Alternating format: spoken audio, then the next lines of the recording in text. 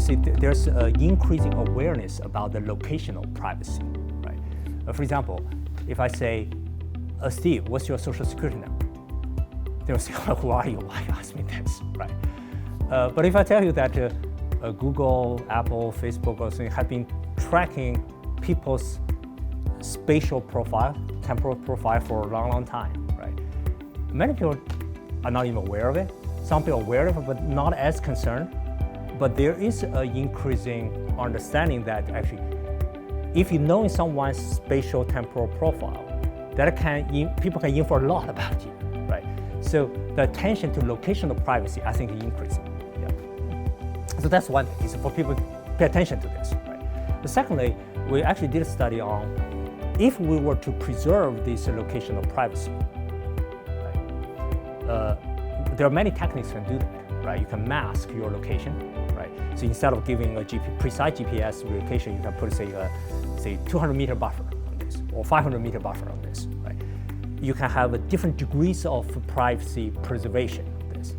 But we did a study to show that in order to preserve the privacy, what's the price you need to pay in terms of the system efficiency loss or the customer experience level of service loss, right?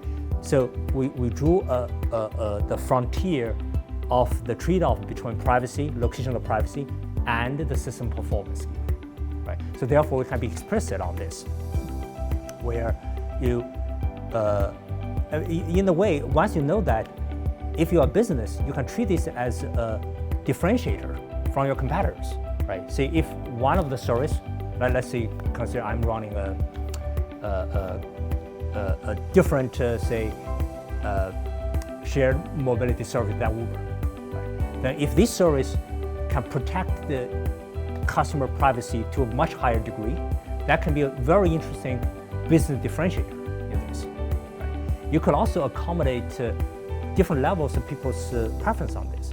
Some people may say, I don't care, I don't mind you know more my location, but give me a $5 discount, right? So potentially you can offer a tiered service here, right? For the people who want to respect, so you can put default as respecting people's privacy, but for those don't mind or choose to share their data, you can then offer certain discount on that, right? So you have a differentiated treatment.